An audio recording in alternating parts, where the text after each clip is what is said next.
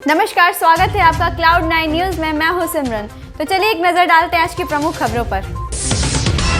बिहार में पिछले 2 दिनों से रुक रुक कर हो रही हल्की और तेज बारिश से जहां मौसम सुहाना हो गया है, वहीं लोगों को उमस भरी गर्मी से भी राहत मिल रही है। इस बीच मौसम विभाग ने फिर से राज्य के दक्षिण पश्चिम, दक्षिण मध्य और पूर्वी बिहार में बारिश की संभावना जताते हुए अलर्ट जारी कर दिया है। मौसम वैज्ञानिकों ने पूर्वानुमान जताते हुए कहा कि अगले 2 दिनों तक अभी मानसून मजबूत रहेगा, जिसकी वजह से तेज हवा के साथ हल्की से मध्यम बारिश होती रहेगी। पूर्वानुमान यह भी है कि सितंबर माह तक मानसून का असर पूरी तरह से बिहार में बना रहेगा। उसके बाद फिर मानसून की बारिश की संभावना नहीं के बराबर रहेगी। देश के प्रधानमंत्री नरेंद्र मोदी के जन्मदिन यानी 17 सितंबर को बीजेपी सेवा और समर्पण अभियान की शुरुआत करेगी। बिहार में प्रधानमंत्री के जन्मदिन के मौके पर मेगा वैक्सीनेशन ड्राइव भी चलाने की तैयारी है।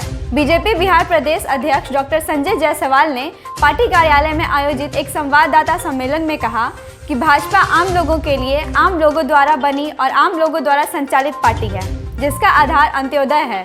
अंत्योदय यानी अंतिम आदमी का उदय, जिसका प्रभाव भाजपा की नीतियों और रीतियों पर स्पष्ट दिखाई देता है। उन्होंने आगे कहा कि देश और जनता की सेवा में सदैव तत्पर और निरंतर समर्पित रहने वाली हमारी पार्टी के लिए सेवा ही कर्म है और सेवा ही धर्म है। इसी कड़ी में पार्टी 17 सितंबर से सेवा और समर्पण अभियान का आगाज करने वाली है, जो 7 अक्टूबर तक यानी 20 दिनों तक जारी रहेगी। ऑनलाइन फूड डिलीवरी ऐप से आने वाला खाना अब महंगा हो सकता है। जीएसटी काउंसिल की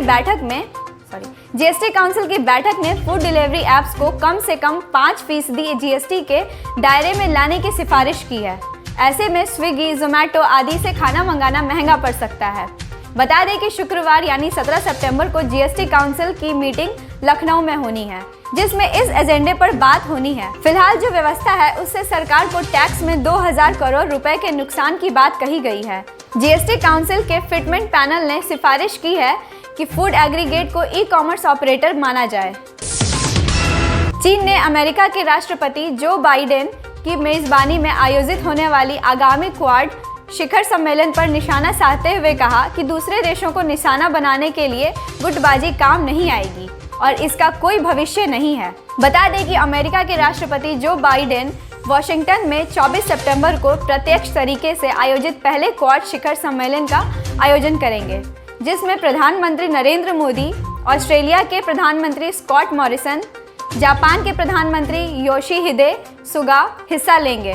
क्वाड के आगामी शिखर सम्मेलन पर चीनी विदेश मंत्रालय के प्रवक्ता झाओ लिजियान ने संवाददाता सम्मेलन में कहा कि देशों के बीच सहयोग के जरिए तीसरे पक्ष को निशाना नहीं बनाना चाहिए। उन्होंने कहा कि चीन का मानना है कि किसी भी क्षेत्रीय सहयोग ढांचे का समय की प्रवृत्ति के साथ होना चाहिए और क्षेत्र के देशों के बीच आपसी विश्वास तथा सहयोग के अनुकूल होनी चाहिए। इसके जरिए किसी तीसरे पक्ष को निशाना नहीं बनाना चाहिए या उनके हितों को नुकसान नहीं पहुंचाना चाहिए। अब ऐसा माना जाने लगा है कि परंपरागत खेती से ज़्यादा मुनाफा नहीं कमाया जा सकता। ऐसे में किसान जहां गैर परंपरागत खेती की ओर ध्यान दे रहे हैं, तो वहीं सरकार भी इसमें उनकी मदद कर रही है। इसी के तहत सरकार देश में मोती की खेती को बढ़ावा दे रही है। खास बात तो यह है कि किसान भी इसकी ओर आकर्षित हो रहे हैं। बिहार में मोती की खेती को बढ़ावा देने के लिए वैज्ञानिक और बड़े मोती उत्पादक किसान इच्छुक किसानों को प्रशिक्षण देने की तैयारी कर रहे हैं। बिहार के 40 किसानों को जिला आरा स्थित कृषि विज्ञान केंद्र में 5 दिवसीय प्रशिक्षण दिया जाएगा। प्रशिक्षण देने महाराष्ट्र के किसान अशोक मनवानी आएंगे। प्रशिक्षण से इन किसानों को नालंदा भेजा जाएगा, जहां वे मोती की खेती देखेंगे। वहां किसानों को कुछ दिन रोका जाएगा, इसकी बारीकियों से रूबरू कराया जाएगा। वहां से लौटने के बाद अक्टूबर के प्रथम सप्ताह में प्रशिक्षण कार्यालय शुरू होगा। मंगलवार की देर रात पटना नगर निगम के सफाई कर्मियों ने पिछले 1 महीने से चल रही अपनी हड़ताल को खत्म करने का ऐलान किया है। पटना हाई कोर्ट में इस मुद्दे पर हुई सुनवाई के बाद सफाई कर्मी अपना हड़ताल खत्म कर काम पर वापस लौट आए हैं। कोर्ट ने सुनवाई के वक्त सफाई कर्मियों के साथ उनकी मांगों को लेकर बैठक करने और 8 हफ्ते के अंदर हलफनामा दायर करने का निर्देश दिया है।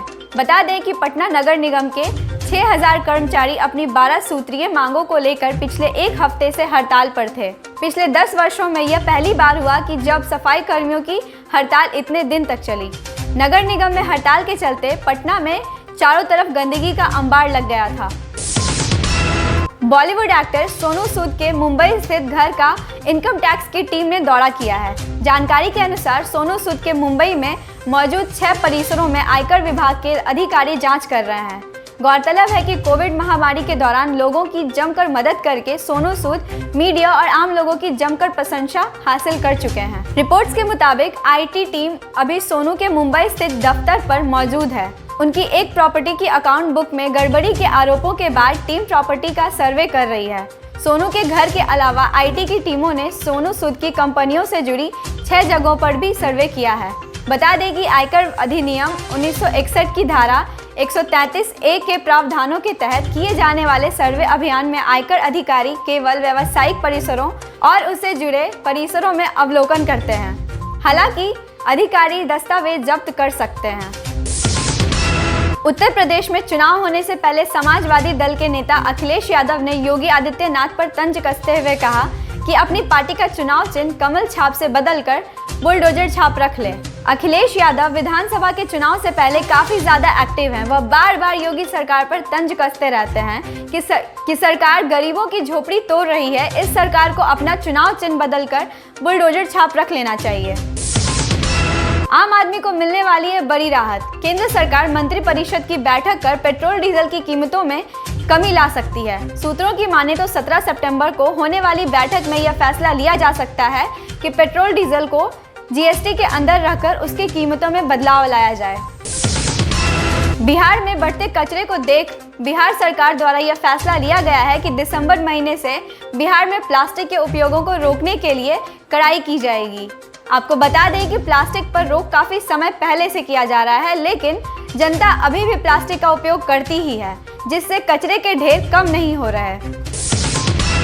ऐसे ही डेली न्यूज अपडेट्स के लिए आप हमारे चैनल Cloud9 को सब्सक्राइब करें और अगर आपको हमारा ये वीडियो पसंद आए तो वीडियो को लाइक करें और शेयर करें। धन्यवाद।